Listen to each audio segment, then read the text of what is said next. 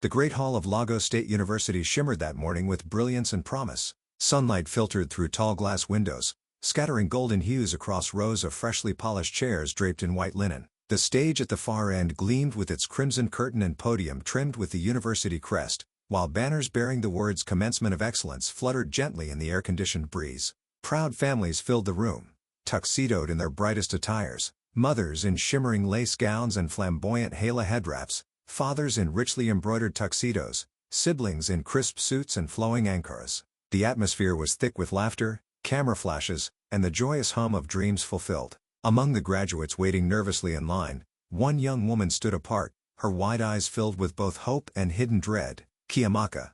She was 22, with smooth dark skin that glowed under the hall's warm lights, an oval face that carried traces of youthful softness, and deep brown eyes that seemed to drink in everything around her. She wore the same black gown and cap as her peers, but on her, it looked like a crown. Today was supposed to be the day when all her struggles melted into pride, the day she proved that even a girl from nothing could rise among giants. But beneath the glow of anticipation lay the shadow of her past. Chiamaka had not been born into privilege. Her earliest memories were of narrow, cracked streets, the smell of kerosene lamps, and the sound of neighbors whispering cruelly about her family. Her father had vanished before she even took her first steps, and her mother, beautiful once, they said, had been consumed by a storm of madness. Years of untreated illness left her disheveled, her mind swinging between fleeting tenderness and bursts of wild confusion. Some days, she would sing lullabies to Chiamaka with a soft smile. Other days, she would wander into the streets shouting at shadows, drawing mocking laughter from children and pitying stares from adults. Chiamaka grew up amidst ridicule. Neighbors whispered that she too would go mad like her mother. Schoolmates teased her about the ragged clothes she wore and the unpredictable woman who sometimes showed up at the school gate. But instead of breaking, Chiamaka clung to her books as if they were lifelines. She studied under dim bulbs, endured hunger so she could pay for photocopied notes, and refused to let shame dictate her destiny. Professors knew her as the student who sat in the front row, asking questions others feared. Even when mocked, she kept her eyes on her dream. To graduate, to wear the gown, to prove she belonged. And now that day had come. But as she sat among the graduates, her heart pounded with conflict. For while her classmates had arrived with parents who cheered loudly, waved proudly, and showered them with flowers, she sat alone. No mother, no father, no siblings, just the empty seat beside her that screamed louder than any cheer. She had told herself it was better this way. Better that her mother remained at home, away from the polished marble floors of the university hall, away from the judgmental eyes of Lagos society. She could not bear the thought of whispers, of laughter, of the moment her classmates saw the truth she had hidden so fiercely. Yet love is stubborn, even when buried under shame. In her heart, Chiamaka longed for her mother to be here. For only her mother had held her hand through nights of tears. Only her mother had whispered encouragement in moments of despair, even if those whispers were interrupted by ramblings of madness. She wanted her to see this day, to feel the pride that had been denied her all her life. Earlier that morning, Chiamaka had stood before a cracked mirror in her small rented room. She had saved for months to buy the sky blue gown she wore beneath her graduation robe. Her hair was neatly braided, tucked beneath the cap. For the first time in her life, she felt beautiful, like a flower that had forced its way through concrete. She told herself she would smile, even if she had to face the world alone. Now, in the hall, her resolve wavered. Families were gathering in clusters, taking photos with expensive cameras, showering their children with hugs and praises. One girl's father presented her with a car key as a gift, to loud cheers. Another's mother wept tears of joy, clutching her child as if she were gold. Chiamaka sat still, staring at her folded hands, forcing her lips into a polite smile whenever anyone glanced her way. Then the whispers began. "Where's her family?" A girl behind her murmured, her voice sharp with mockery. "They say her mother is mad," another replied, giggling softly. Maybe she didn't want to disgrace herself. Chiamaka's ears burned, her eyes fixed on the stage to avoid the sting of their words. Her heart ached, but she pressed her shoulders back, refusing to let them see her break. She told herself she was enough. She had survived everything without anyone's help. Today was her victory, with or without applause. The master of ceremonies took the stage, the microphone crackling as he began to call out names. One by one, graduates rose, walked proudly across the stage, and returned to their families' cheers. Chiamaka's pulse quickened.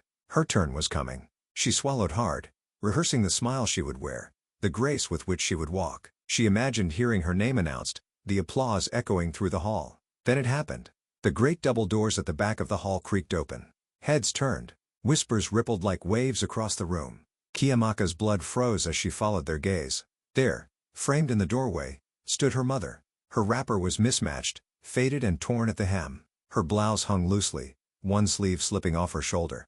Her hair, once thick and black, was uncombed, sprouting wildly in all directions.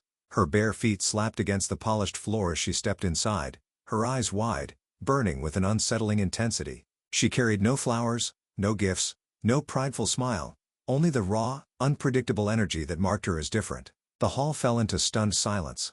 Then came the gasps, the stifled laughter, the murmured words. "Is that her mother? God forbid!" Chiamaka's heart clenched. Every whisper was a dagger. Every stare was a floodlight exposing her deepest shame. She wanted to sink into the floor, to vanish, but she could not look away. Her mother's wild eyes swept across the hall until they found her daughter. And then, despite the whispers, despite the laughter, she smiled. The kind of smile that only a mother can give, raw with love and pride.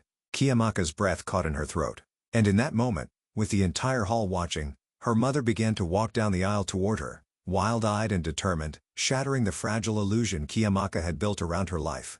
The great hall, which only moments before had been filled with cheers and laughter, fell into an uneasy hush. Every eye turned toward the doorway where Chiamaka's mother stood.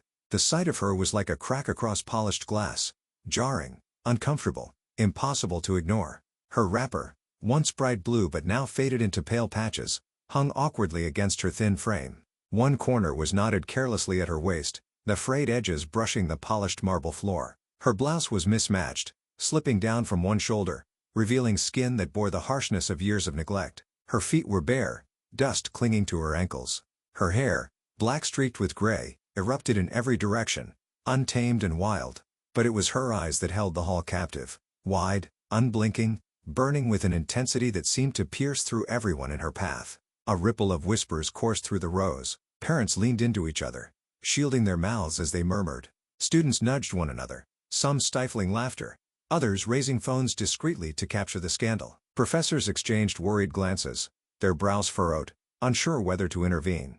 And in the middle of it all, Chiamaka sat frozen, her hands gripping the folds of her gown so tightly that her knuckles turned pale. Shame rushed over her in waves, hot and suffocating. She could hear the whispers distinctly now, every word like a dagger.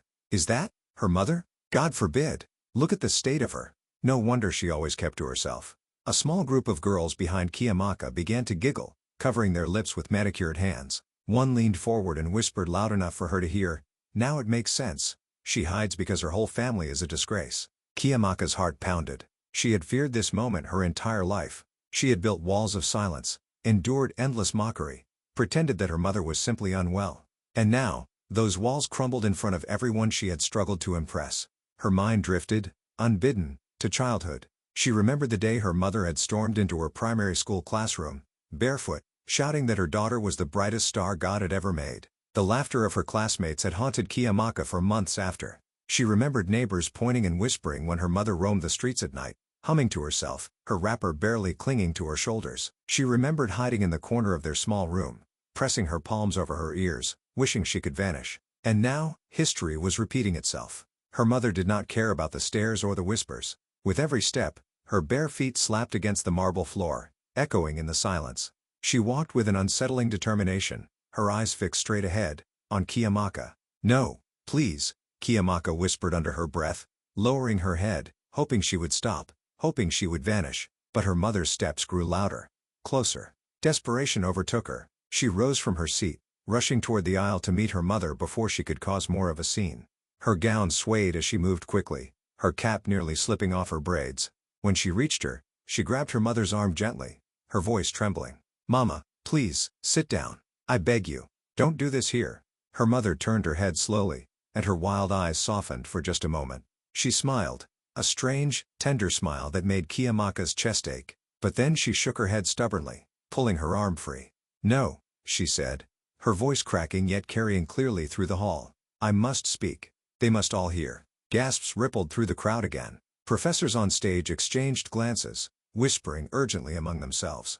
One rose, as if to intervene, but hesitated, unsure whether dragging the woman out would cause an even greater disruption. Chiamaka's face burned with humiliation. Tears stung her eyes, but she blinked them back, trying to plead with her mother silently. She wanted to love her, to honor her, but the weight of the stairs pressing down on her felt unbearable. Love and shame collided inside her chest, tearing her apart. The students whispered louder now. "She's mad," one boy snickered. "Chiamaka's mother is mad." Another lifted his phone higher, recording everything. "This will go viral," he said to his friend, smirking.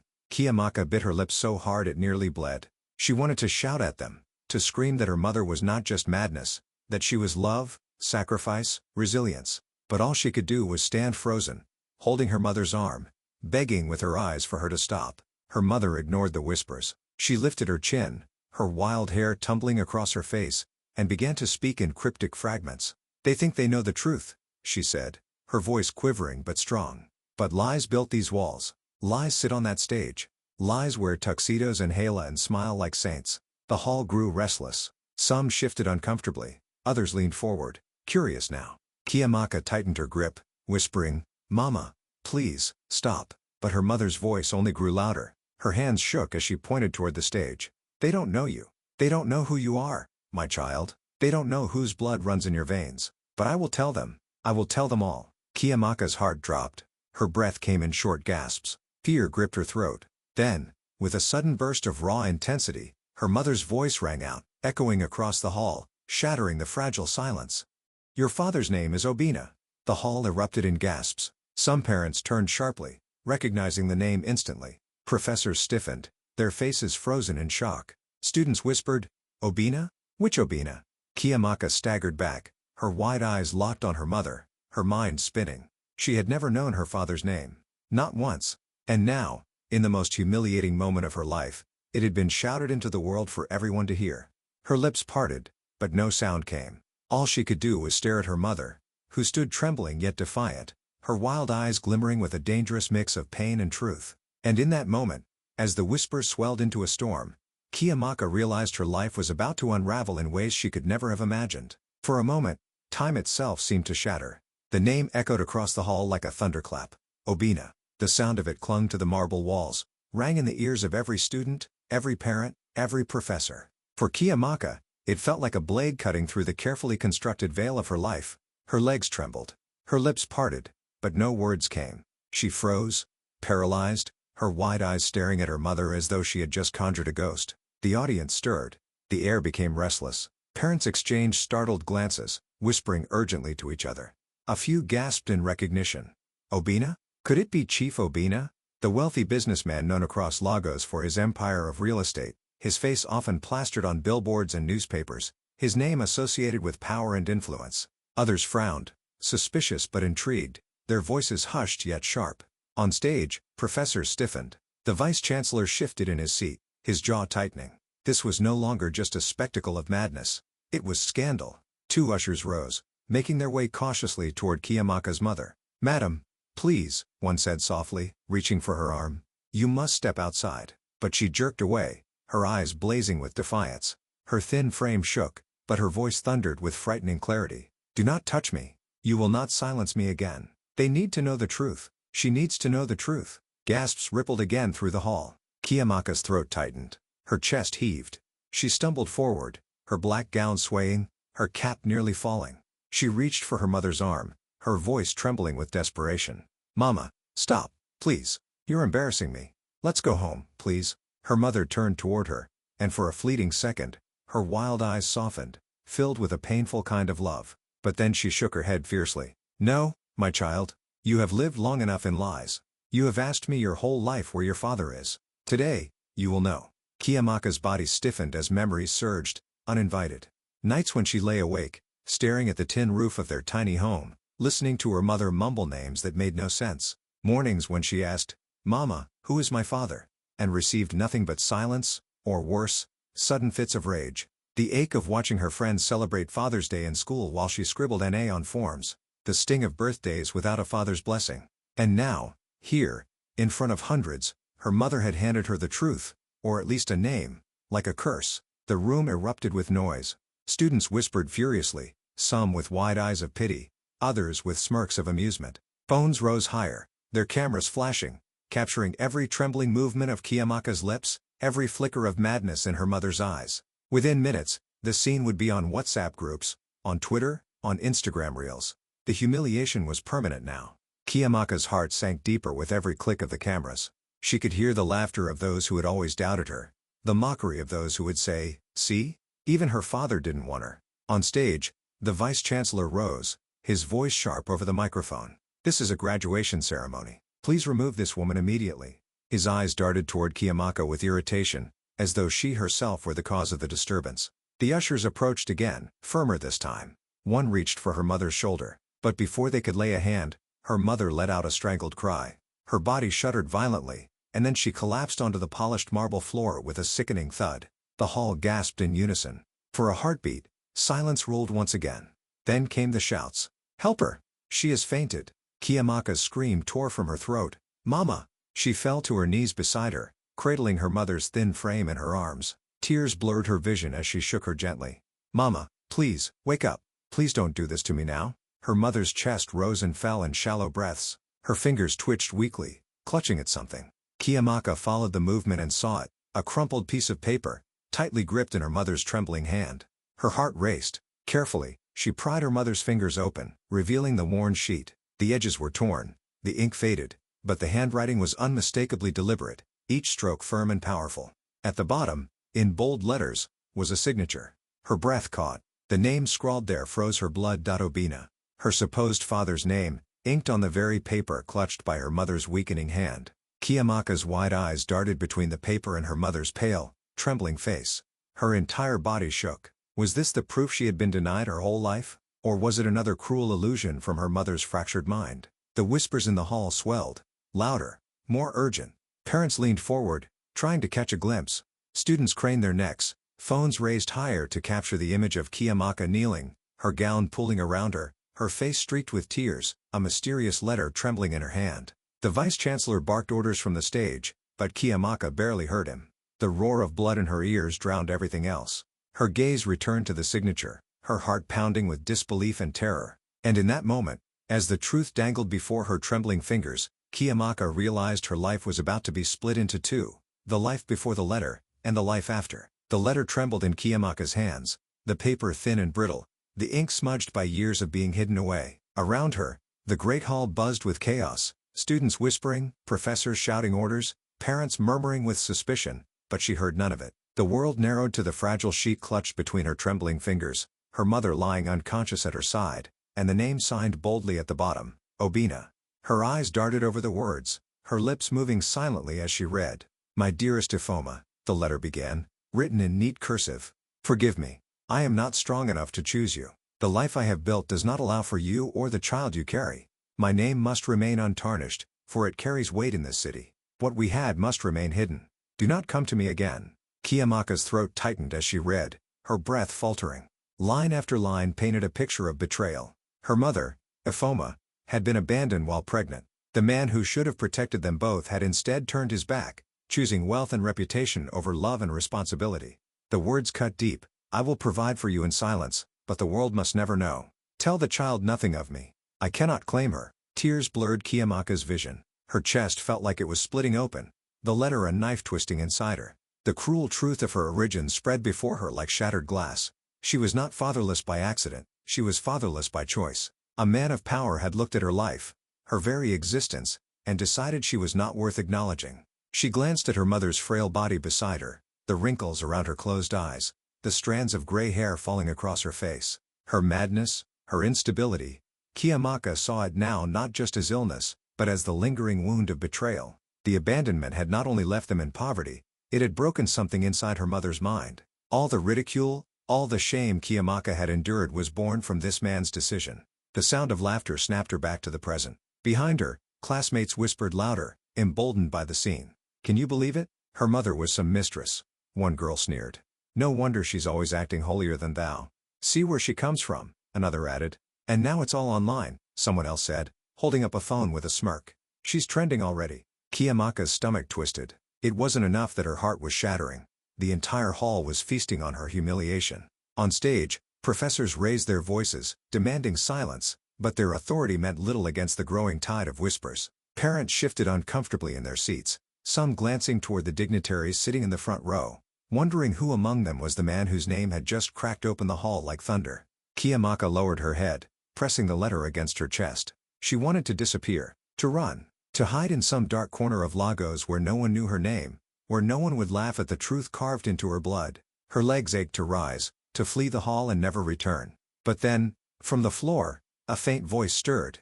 Her mother's eyelids fluttered open, her lips trembling as she struggled for breath. Chiamaka leaned close, her tears dripping onto her mother's cheek. "Mama, don't speak. Rest, please." But her mother shook her head weakly, her wild eyes flickering with sudden clarity. She gripped Chiamaka's wrist with surprising strength. "Read it," she whispered. "They must know. Let 'em all hear the truth." Chiamaka's heart lurched. Her gaze swept the hall, hundreds of eyes burning into her, waiting for her next move. Shame pulled at her like chains, but her mother's command pressed harder. She looked at the letter again, her lips quivering. She rose slowly, her graduation gown swaying as she stood in the aisle. Her classmates leaned forward eagerly, their phones aimed at her, recording every second. Parents craned their necks, whispers escalating to a fever pitch. Professors on stage shouted for order, but the tension drowned them out. With a trembling voice, she began to read aloud. This letter was written to my mother years ago, before I was born. It says here that the man who abandoned us is," her voice cracked. She swallowed hard, fighting the lump in her throat. "A wealthy man, a man of influence in this city. He left us to protect his name." Gasps echoed across the hall. Mothers clutched their children's arms. Fathers exchanged knowing glances. The air thickened with speculation. Chiamaka's vision blurred with tears as she continued. "He says here that he cannot claim me, that I must never know his name." Her voice faltered, her body trembling. "But he signed it. He signed it with his own hand."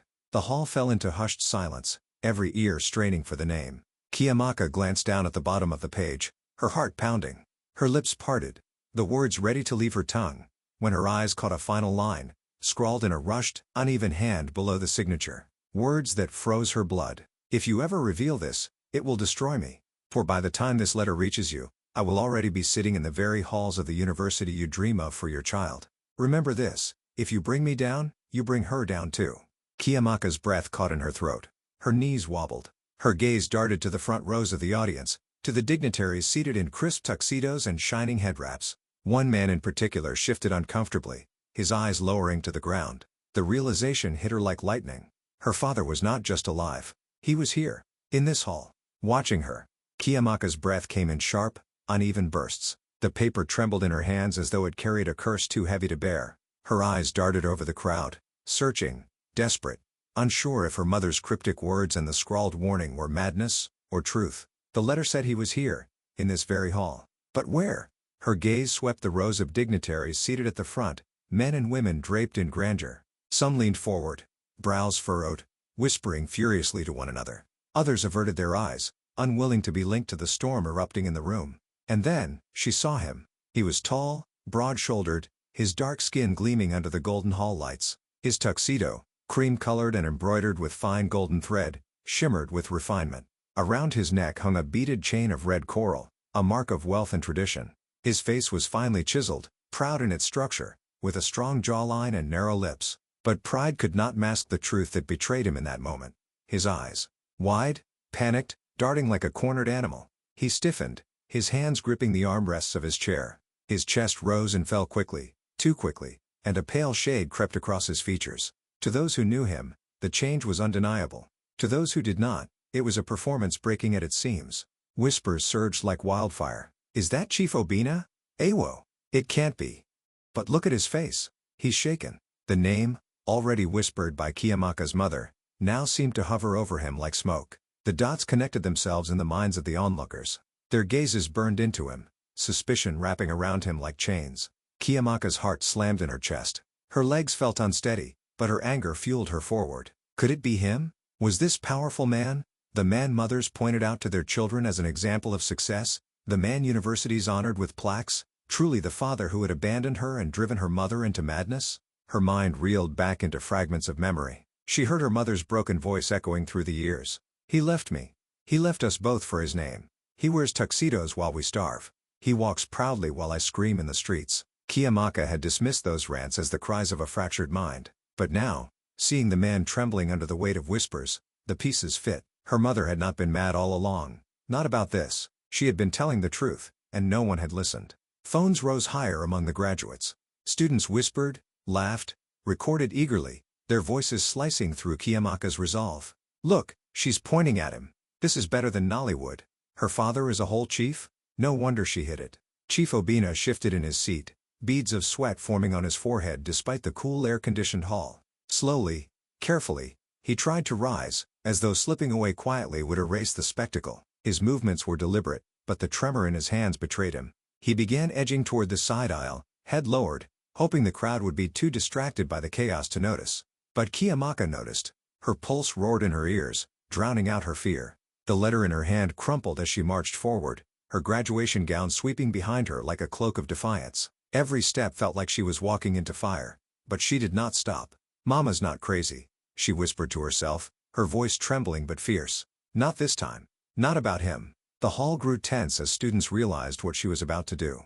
Phones shifted to capture her every move, the hush of anticipation falling like a curtain. "Chief Obinna," she cried, her voice slicing through the silence. The man froze mid-step.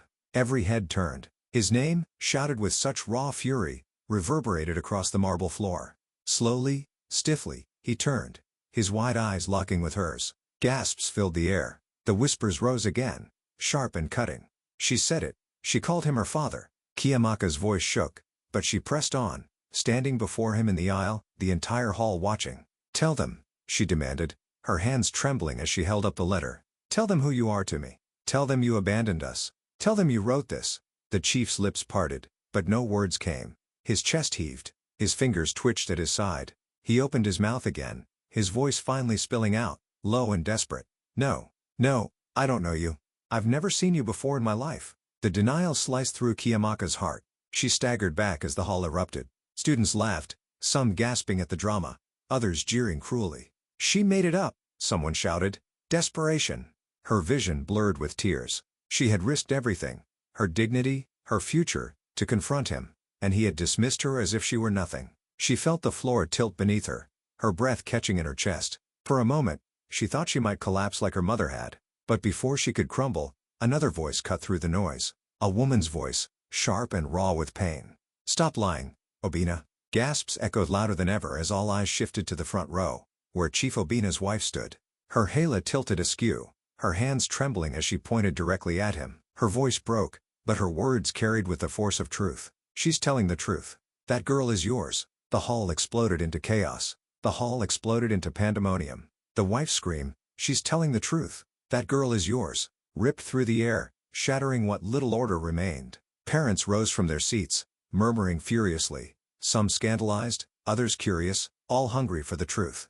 Students clutched their phones higher, capturing every gasp, every tear, every accusation. Professors on stage shouted for silence, their voices drowned in the uproar. Chief Obinna's face twisted with fury as he lunged toward his wife, grabbing her wrist. "Enough," he roared, his voice thick with desperation. "Do you want to destroy me? Do you know what you're saying?" But she pulled her arm free, her halo tilting as her chest rose and fell with rage.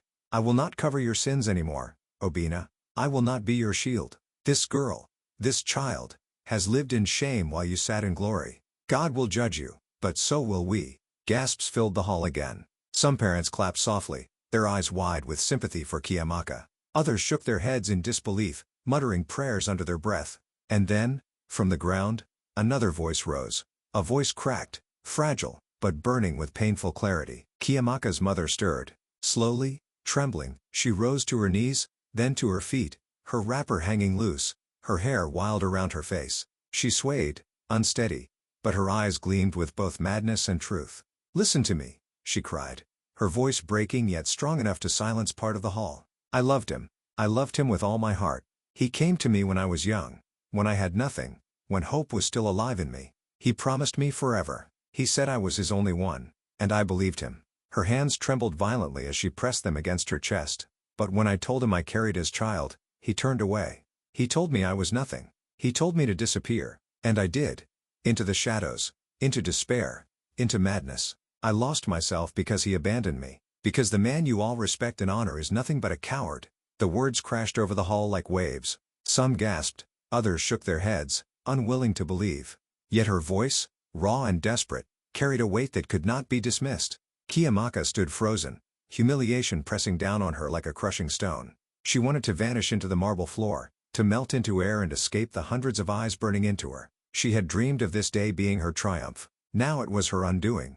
"Please, stop," she whispered, her voice trembling, though no one heard her above the chaos. Professors shouted from the stage, the vice-chancellor slamming his palm on the podium. "This is unacceptable. Order must be restored immediately. Remove them all." His voice quivered, betraying his fear that the scandal would tarnish the university's reputation. But no one moved to obey. The hall was alive with frenzy, too captivated by the unraveling truth to turn away. Chief Obinna's voice boomed above the noise. "Lies!" he thundered, his finger pointing at Chiamaka's mother, his face contorted with rage. "She is mad. She has always been mad. You dare believe the ranting of a woman who walks the streets barefoot, shouting at shadows? She is nothing but filth trying to drag me down. Do not believe her." His denial only fueled the restlessness. Parents shook their heads, whispering, "But look at his face. Why does he shake so?" Students laughed, some jeered, others recorded more eagerly. Chiamaka's mother coughed suddenly, her body racking violently. A streak of red appeared at the corner of her lips. The hall gasped as she stumbled, clutching her stomach, blood staining her blouse. "Mama!" Chiamaka cried, rushing forward, her gown swishing around her legs as she caught her mother before she collapsed fully. She lowered her gently to the floor, her tears dripping onto her mother's pale face. Her mother's breaths came shallow, ragged, her chest rising and falling in painful spurts, but her eyes, her wild, broken eyes, focused on Chiamaka with startling intensity. Her trembling fingers reached up, brushing her daughter's cheek. "Don't cry for me," she whispered, her voice faint but urgent. "My time is ending. But yours is just beginning." "Mama, please, don't say that," Chiamaka sobbed, clutching her tightly. "We'll go to the hospital. You'll be fine. I promise." Her mother shook her head weakly, silencing her with a trembling hand.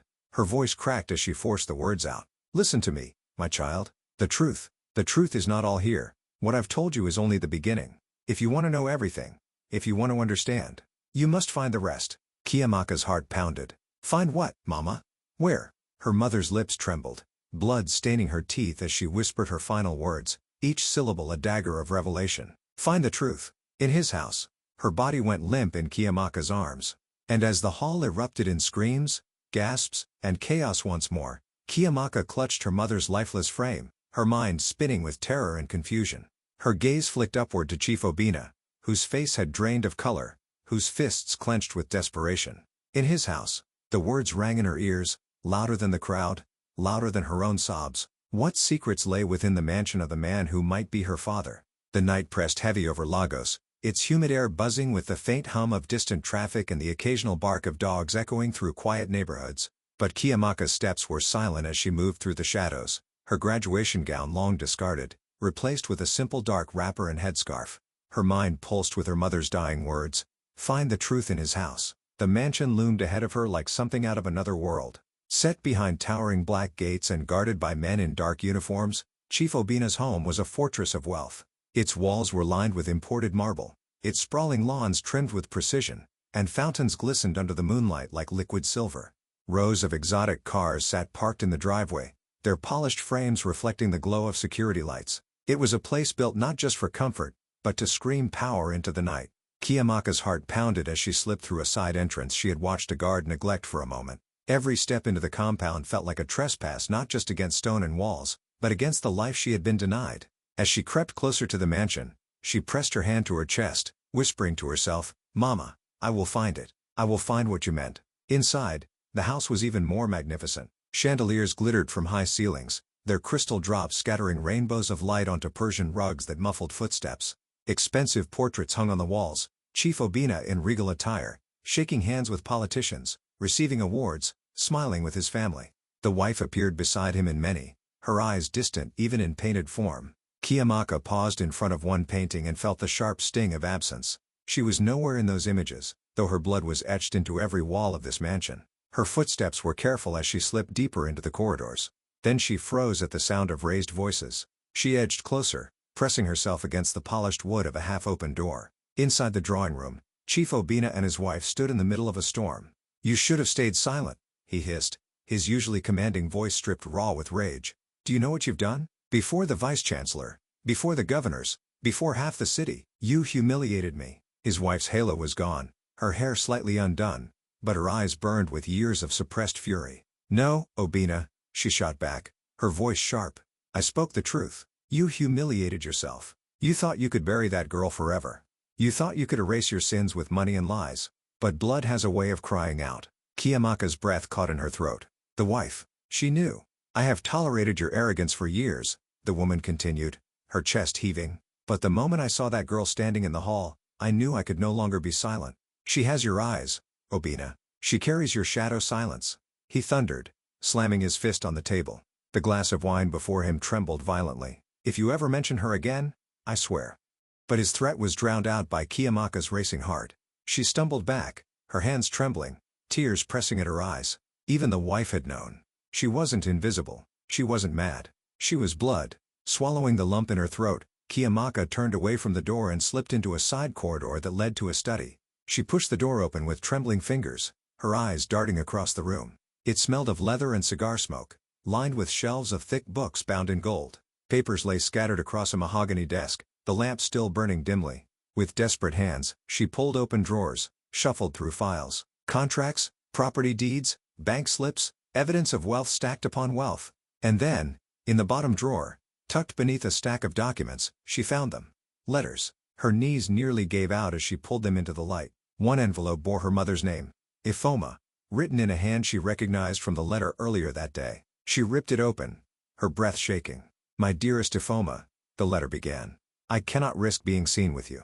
The child is mine, but no one must ever know. I will send money. I will make sure she never starves, but she will never bear my name. Understand that it is not you.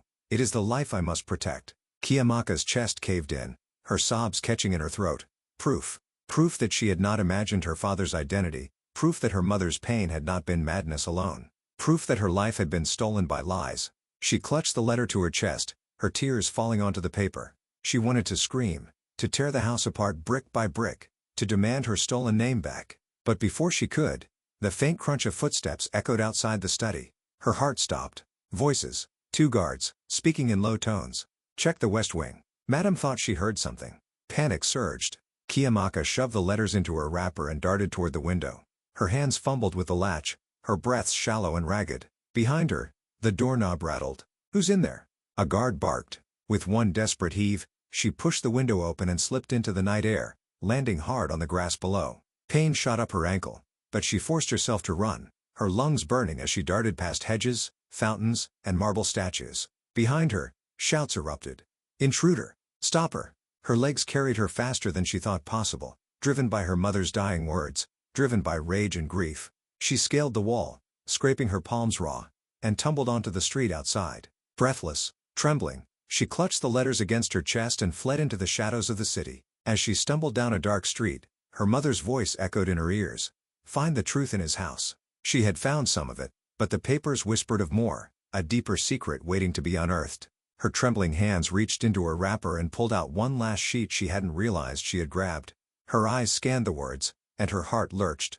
It was a legal document. At the bottom, stamped in official seal, was her name, Chiamaka Ifoma, and next to it, the words, beneficiary of inheritance. Her breath caught.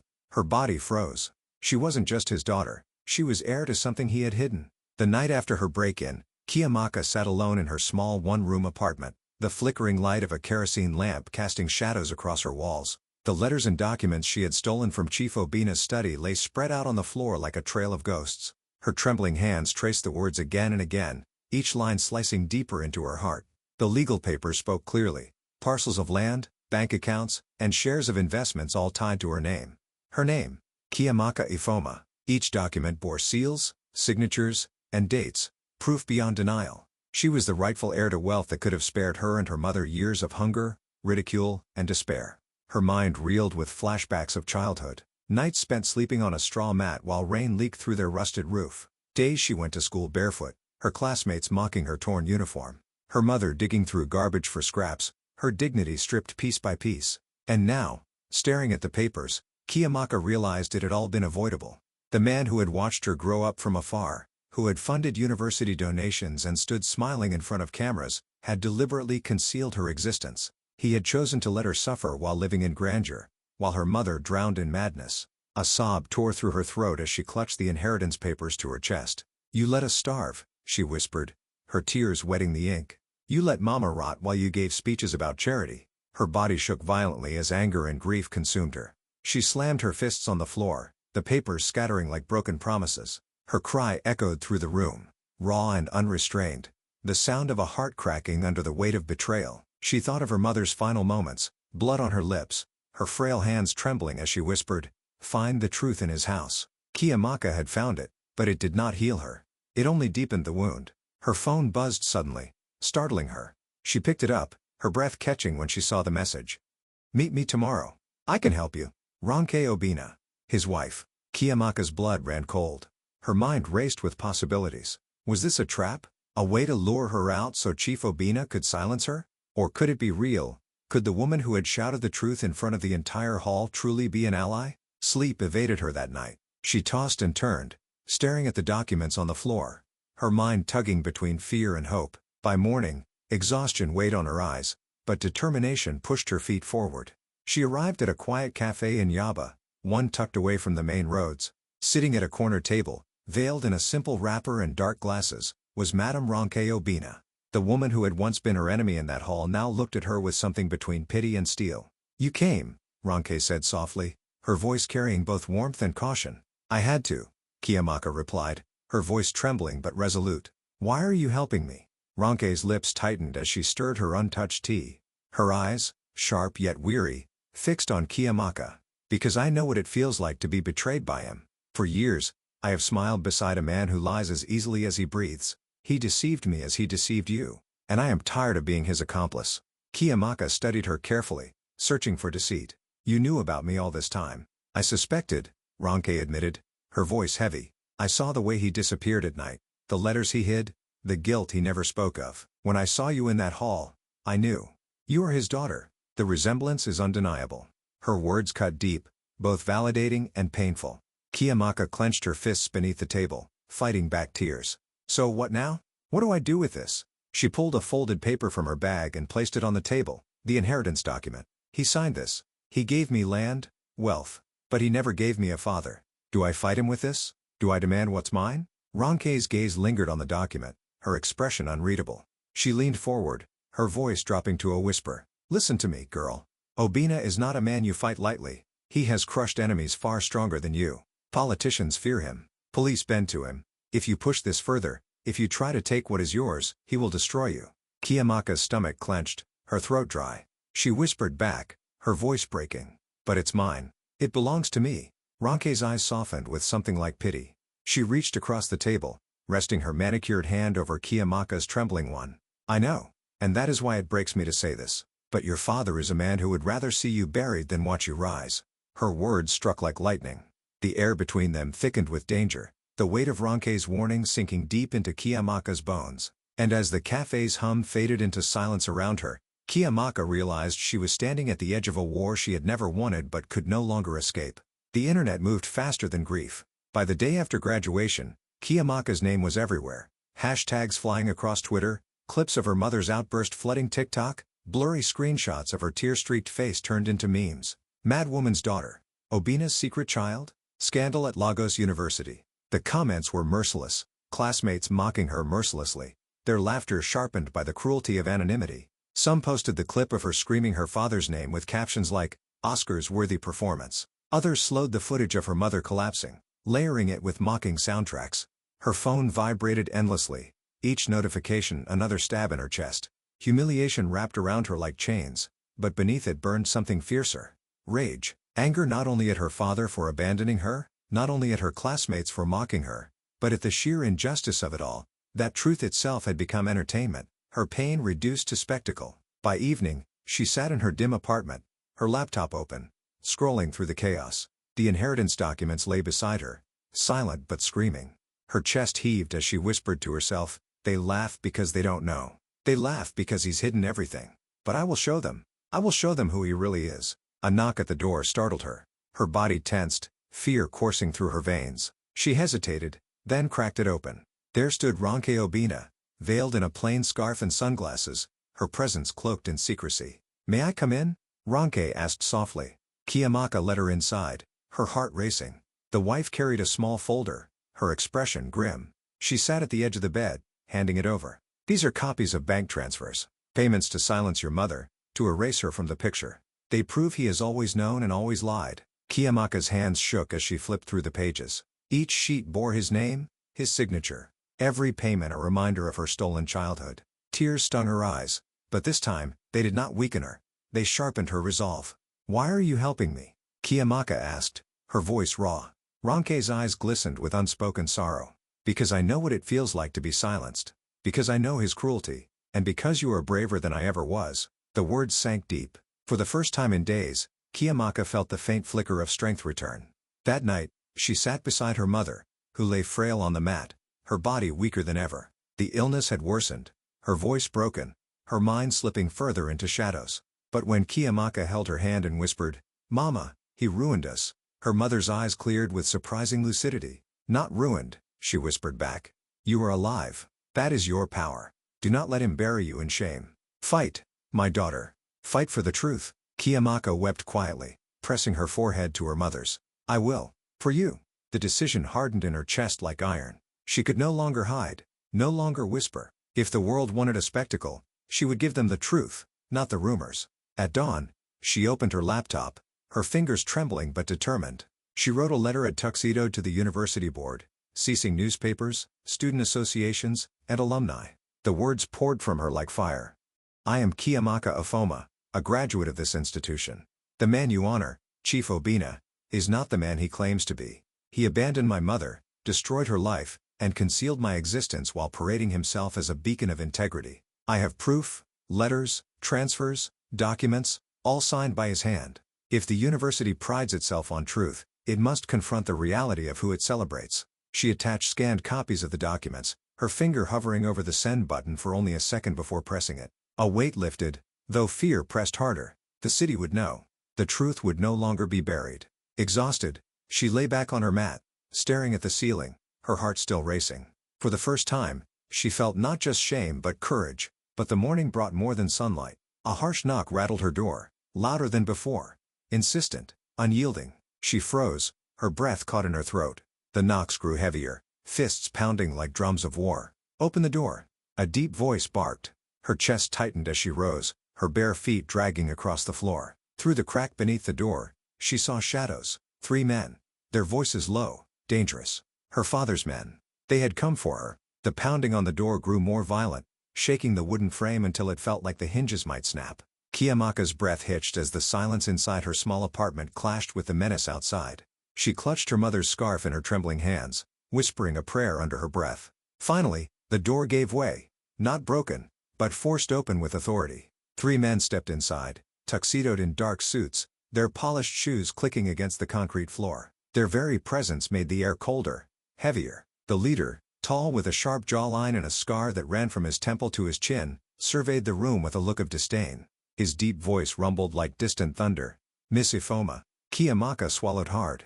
Her hands trembled, but she forced herself to stand tall. "What do you want?" The man's lips curled into a cold smile. "We came with a message. Stop what you're doing. Withdraw the letter you sent to the university board. Forget the documents. Forget the inheritance. If you continue, you won't just be risking yourself." He paused deliberately, his dark eyes glinting. "Your mother's safety is not guaranteed." Chiamaka's chest tightened, fury clashing with fear. "Don't you dare touch her." Another man, shorter but with a piercing gaze, stepped closer. "Then be wise. Chief Obinna has built his empire for decades. You think one girl can bring him down? Do you know how many people he has silenced? Do you want to be next?" Her knees trembled, but the words tumbled out, her voice cracking with defiance. "You can scare me, you can mock me, but you will never erase me. I am his blood, whether he wants to admit it or not, and I will not stop." The scarred leader's smile faded. His eyes darkened as he leaned in close enough for her to smell the faint sting of tobacco on his breath. "Then you have signed your own death warrant." He turned sharply, gesturing to the others. "Let's go. She's been warned." They left as suddenly as they had arrived, the echo of their footsteps chilling her bones. The door slammed shut behind them, leaving her in suffocating silence. Her hands shook uncontrollably, but anger surged hotter than fear. Her father's threats were not the chains he expected them to be. They were gasoline on the fire. Still trembling, she packed a small bag, clutching the inheritance papers tightly, and slipped into the night. She knew where to go. Ronke Obinna opened the door to her at once, as though she had been expecting her. The older woman, tuxedoed simply in a loose gown, took one look at Chiamaka's pale face and pulled her inside. "They came for me," Chiamaka whispered, her voice breaking. They threatened Mama. Ronke's eyes softened with something between sorrow and fury. She guided Chiamaka to sit, her voice low but steady. He will stop at nothing, I warned you. But if you are brave enough to stand, then you won't stand alone. Chiamaka's tears spilled freely. Why are you helping me? You're his wife. Ronke's lips pressed into a thin line. Wife in name only. For years, I have been nothing more than his shield, his trophy, the mask he wears to look respectable. He betrayed me too.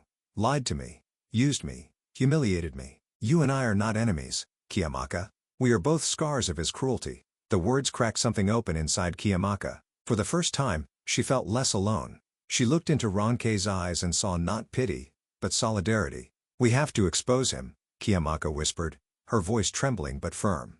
Ronke nodded slowly. Then we must do it where the world cannot look away. Not in whispers. Not in private letters. We must bring the truth into the light, where even his power cannot silence it. The plan began to form between them, gathering every letter, every transfer slip, every legal document.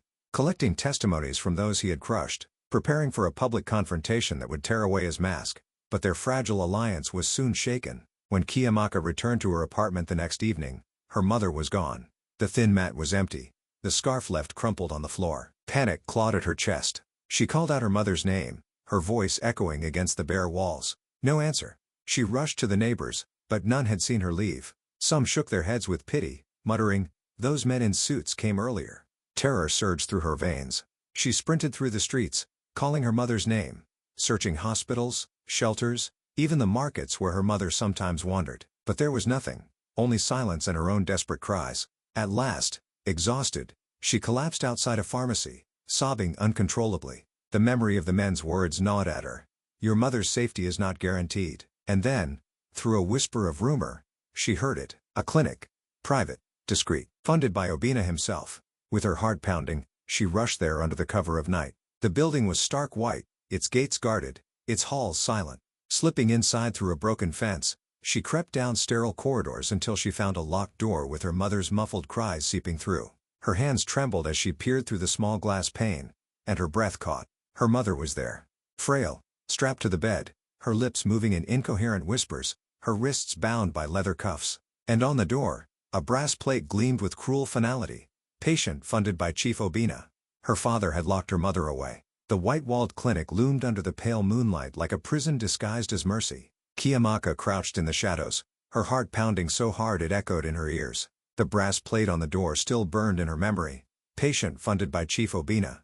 Her father had not only abandoned her mother, he had hidden her away, locked her in silence. That night, she returned with a borrowed nurse's uniform. The ill-fitting scrubs clung to her awkwardly, and the surgical mask concealed most of her face. A cap pulled low over her hair shadowed her eyes. She whispered to herself as she slipped through the side entrance, "You can do this. For Mama. For the truth." Inside, the air smelled of antiseptic and secrecy. The fluorescent lights flickered in some halls, others lay dim in eerie silence.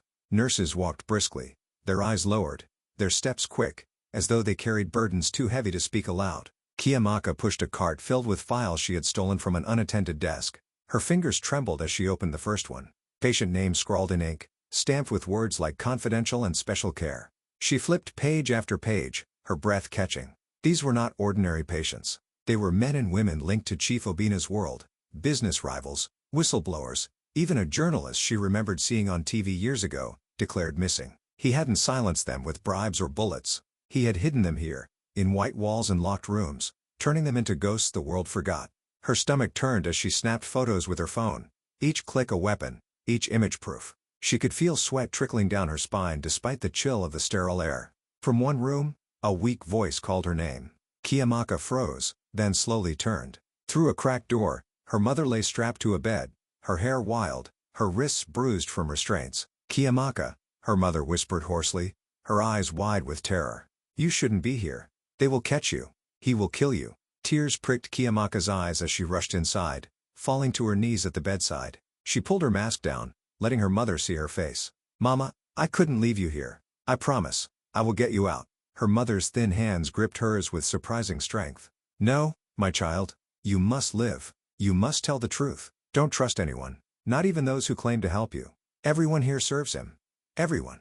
Chiamaka pressed her forehead against her mother's hand, her tears wetting her skin. I can't abandon you again. I won't. Before her mother could reply, footsteps echoed down the hallway.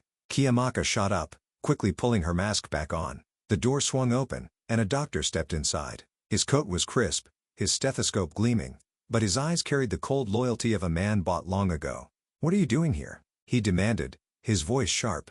Chiamaka forced herself to stay calm. "Routine check," she mumbled, lowering her head, praying he would not look closely. The doctor narrowed his eyes, stepping closer. For a terrifying second, his gaze lingered on her trembling hands. But then he grunted, adjusting his glasses. "Make it quick. This one doesn't need much care. She's not going anywhere." He walked out, his shoes clicking harshly against the tile. Chiamaka exhaled shakily, pressing her hands to her chest.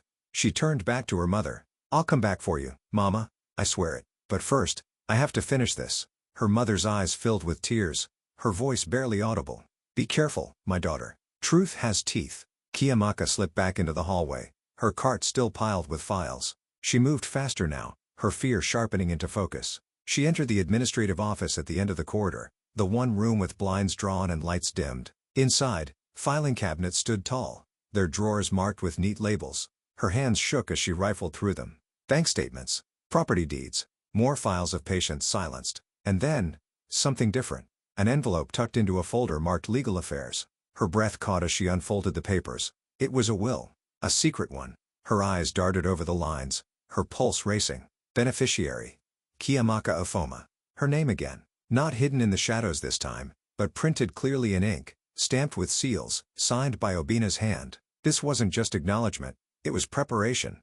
Her father, for reasons she could not yet understand, had left something enormous in her name. The sound of voices outside made her shove the papers into her uniform quickly. But the words she had just read burned in her mind, echoing louder than any footsteps. Her father was preparing to flee Nigeria, and in his flight, he had left her name on a will. But why? Chiamaka sat in the dimly lit parlor of Ronke Obinna's private residence, the stolen will clutched tightly in her trembling hands. The words on the document had burned into her mind all night, keeping her awake. Beneficiary: Chiamaka Afoma. Her father had written her into a secret will, a truth that twisted everything she thought she understood. Ronke entered slowly, tuxedoed in a flowing wrapper, her face weary but her eyes sharp as ever. She stopped short when she saw the paper in Chiamaka's grip. "You found it," she whispered. Chiamaka rose to her feet, her anger surging. "You knew. All this time, you knew he wrote this will. You knew he acknowledged me, even in secret, and you never told me." Ronke's lips parted, but no words came. She sank into the armchair, her head bowed. "Yes," she admitted at last. "I knew." The confession struck like a blow. Chiamaka's chest heaved as she stepped closer, her voice trembling with fury. "You let me live in shame. You let the world laugh at me while you sat in silence, watching him throw coins at my mother's suffering. Why? Why didn't you say anything?"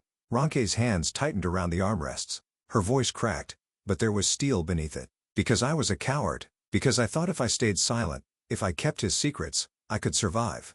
I thought protecting his name would protect me. But I was wrong. Every day with him has been a prison." Tears filled Chiamaka's eyes, but they were bitter. "Hot. And now you want me to trust you? You say you're on my side, but you've always been on his side, his accomplice, his shadow." Ronke lifted her chin, defensive now. "Do not think I have not suffered, Chiamaka. Do not think his betrayal has not burned me too.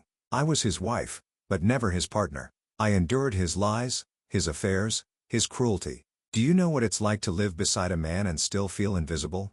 He has broken us both, in different ways." Chiamaka's fury faltered as the woman's words sank in. She saw not just Ronke the wife, but Ronke the victim, trapped in a gilded cage, silenced by wealth and reputation.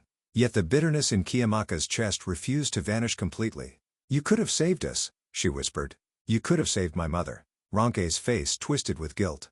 "And I will never forgive myself for not doing so. But it is not too late to save you." The silence between them was heavy, thick with grief and distrust. Chiamaka paced the room, clutching the will. Every instinct screamed that she should not trust Ronke, but another voice whispered that she could not fight this war alone.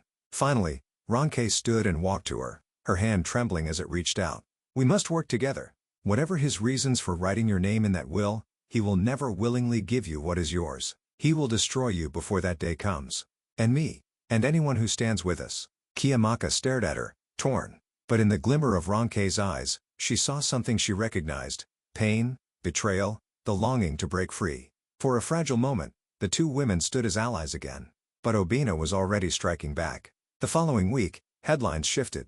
Newspapers carried polished statements from him, denying every accusation. On social media, bots flooded posts about Chiamaka, labeling her a liar, a gold digger, a mad woman's child desperate for attention. "The girl is unstable," one article quoted him saying. "I pity her. She has been misled by people seeking to smear my reputation." At the university, whispers spread faster than before. Students shared doctored images mocking her. Some professors advised her quietly to drop the matter.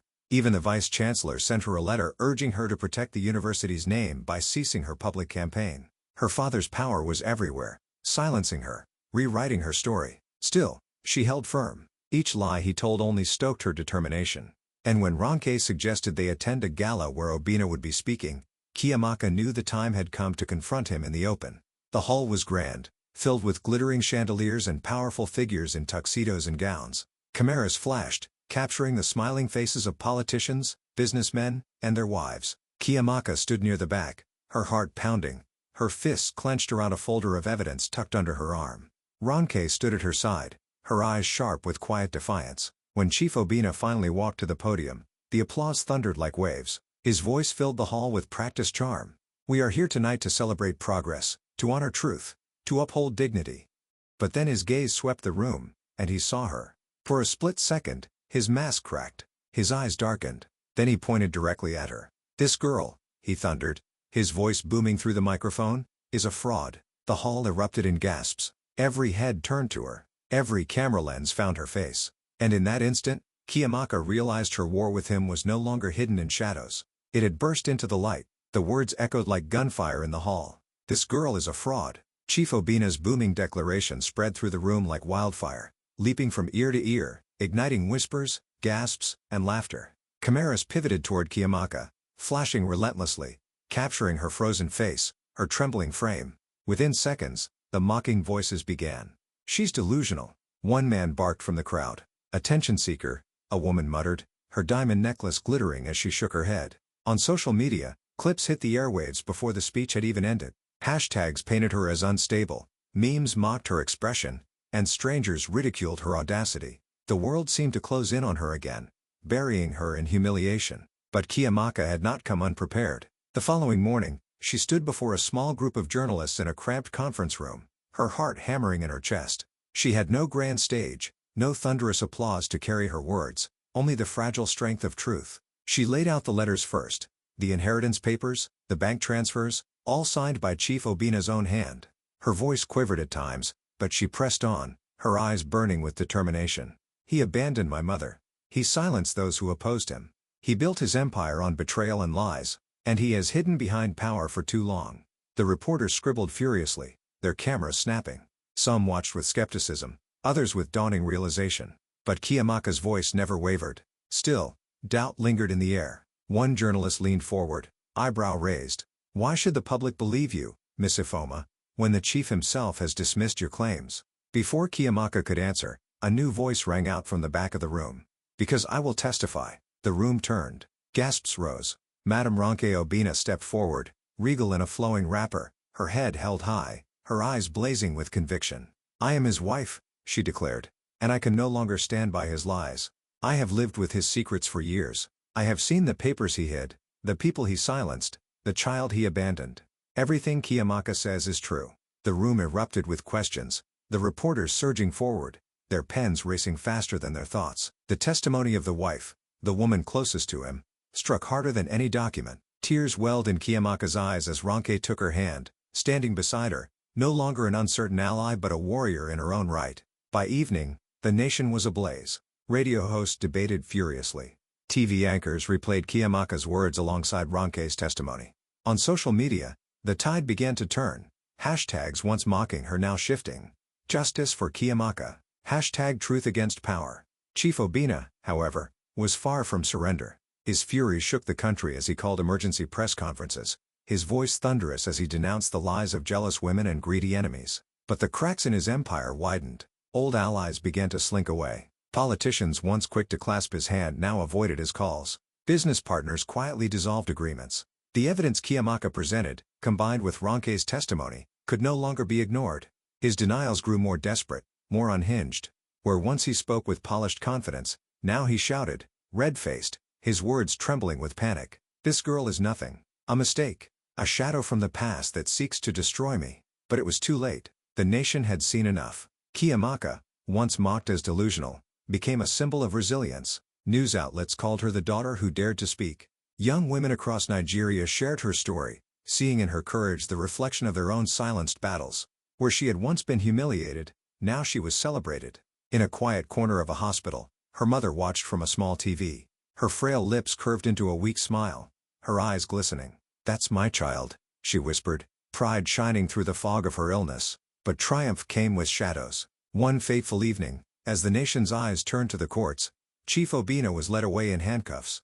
Cameras flashed, reporters shouted questions, crowds jeered at the once untouchable man. His face, however, did not bow in defeat. His eyes burned like coals, his jaw clenched with rage. He struggled against the officers dragging him, his voice carrying above the noise. "This is not the end," he roared, his fingers stabbing the air toward Chiamaka. "You hear me? This is not the end. I will come back for you. I will destroy you, child. If it is the last thing I do, I will destroy you." The crowd gasped. Some booed, others shouted in shock. Chiamaka stood frozen as his words pierced her heart like daggers. And as the police shoved him into the waiting van, his promise of vengeance echoed louder than the clanging of the cell doors waiting for him. The war was not over. It had only begun. The graduation photographs told a story the world had never expected. Not of shame, not of humiliation, but of triumph. In the official portraits released by the university weeks later, Chiamaka stood tall in her cap and gown, her face calm yet radiant, her wide eyes no longer trembling with fear but steady with pride. Beside her, frail but smiling, was her mother, draped in a freshly pressed wrapper. For the first time in years, she looked not like a figure of ridicule but like a queen who had endured storms and still stood tall. The whispers that once mocked them had grown silent. Now, people looked at them with admiration, even awe. What was once a scandal had become a story of resilience that stretched beyond the walls of the university and into the streets of Lagos, inspiring conversations about hidden truths, silenced women, and the courage to stand against power. Chiamaka knew she had graduated with more than a degree. She had walked away from her years of struggle transformed, from the frightened girl who once cowered under the weight of shame to a woman who bore her scars like medals of honor. She had been mocked, threatened, humiliated, and hunted, but she had not broken. And neither had her mother. On the day they posed together, her mother squeezed her hand with surprising strength and whispered, "You've given me back my name, my daughter. You've given me back my dignity." Tears filled Chiamaka's eyes as she held her mother close, whispering back, "And you gave me my courage." But not everyone remained in their lives. Ronke Obinna, who had once stood boldly beside Chiamaka in the press room, vanished quietly after Obinna's arrest. No phone calls, no messages, no trace. Some whispered she had fled the country. Others believed she had been silenced. For Chiamaka, her absence was a hollow ache, but also a reminder of the cost of standing against men like Chief Obinna. Still, Chiamaka pressed forward. She made a vow not only to herself but to the countless women whose lives mirrored her mother's. She began working with grassroots organizations, speaking to young women in schools and villages, lending her voice to those who had been silenced. Every story she heard, of abandonment, of abuse, of betrayal, echoed parts of her own. And with each speech, each rally, each whispered confession shared with her in private, she grew stronger. Her scars no longer shamed her. They shaped her. At night, she often sat by her window, listening to the hum of Lagos, her heart heavy but steady. She thought of her father, his power stripped, his name stained. She thought of his last words as police dragged him away. "This is not the end. I will destroy you." Those words lingered like shadows. They followed her into her dreams, made her glance over her shoulder in crowded streets, made her hesitate before opening the door to strangers. Fear had not left her, it had simply changed form. But she refused to let it define her. For the first time in her life, Chiamaka felt peace with her identity.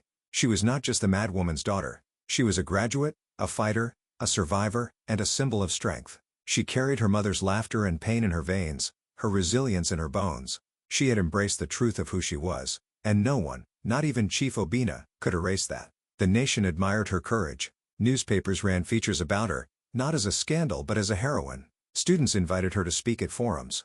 She became a quiet symbol of resistance, her story whispered as proof that even the most powerful could fall, and even the most wounded could rise. And yet, beneath the applause and admiration, the shadows lingered. One evening, after returning from a meeting with women's advocates, Chiamaka stepped into her modest new apartment. The city's hum filled the background as she slipped off her shoes, her mother humming softly in the other room. On the table lay a single envelope. Her steps slowed, her heart tightening. The envelope was plain, but the handwriting scrawled across it froze her blood. It was his, Chief Obinna's. Her trembling hands reached for it, her breath quickening. The weight of the paper seemed heavier than iron, carrying with it the reminder that battles may end, but wars never truly die. She had risen from the ashes, but the fire had not been extinguished. The letter waited. If Chiamaka's journey touched your heart, don't let it end here. Share your thoughts in the comments below. What would you have done if you uncovered a secret like hers? Make sure to like this video if you believe her courage deserves to be remembered, and subscribe so you don't miss the next powerful story. Your support helps keep these untold voices alive.